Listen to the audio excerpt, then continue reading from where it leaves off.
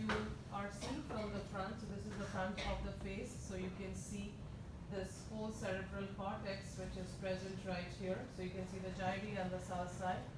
Right here, this is the frontal lobe, this is the parietal lobe at the back of the head, this is the occipital lobe. And sitting on top, this is the cingulate gyrus, which participates in the limbic system. And underneath that, this is the corpus callosum, which is the white matter. So it has axonal tracts which connect the right and the left cerebral hemisphere. So these are axonal tracts connecting between the right and the left hemispheres. This is the most important tract which connects the two hemispheres. This is the corpus callosum. Right underneath that, this is number 8, this is the septum pellucidum. This is the partition between the two lateral ventricles. So this basically is present right between the right and the left ventricles. It's kind of formed in between. Right beneath that, you have another tract, fibral tract, which is called the fornix. The fornix, remember again, participating in the limbic system. Beneath that, you have the main blood vessel system that is responsible for making your cerebrospinal fluid. And this right here is your diencephalon.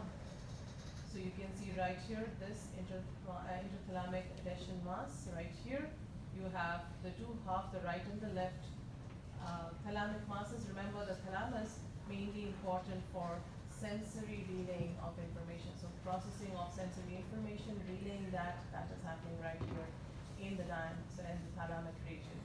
The thalamus leads to the hypothalamus, which is right here. The hypothalamus has a lot of functions. Along with it, one of the most important functions is regulating the glandular functions of the pituitary gland, which is right here. So it's controlling the pituitary gland. The pituitary gland remains attached by the stalk, which is called the infundibulum. Right beneath or right behind the pituitary gland, right, this is the mammillary body.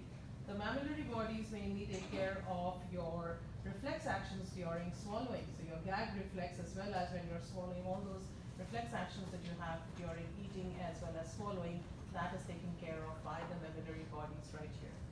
You have two commissures right here, which is the anterior commissure, and this number 6 right here, which is the posterior commissure.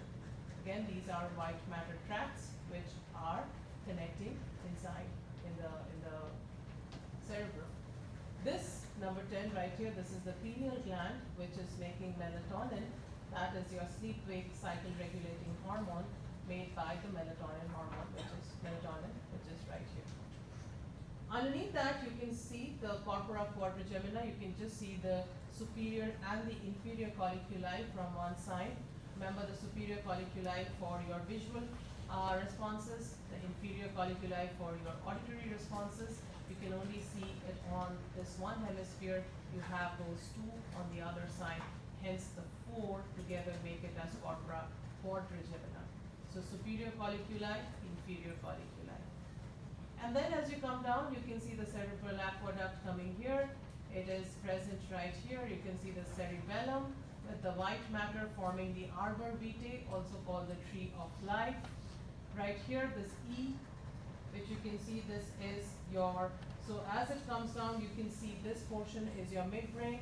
The D is the pons, which is the bridge, and the E is the medulla oblongata, which is stretching downwards as the spinal cord. So pretty much these are all the parts that you need to know in your sagittal section of the brain. Now also important right here are knowing the cortexes, or the parts of the brain that are responsible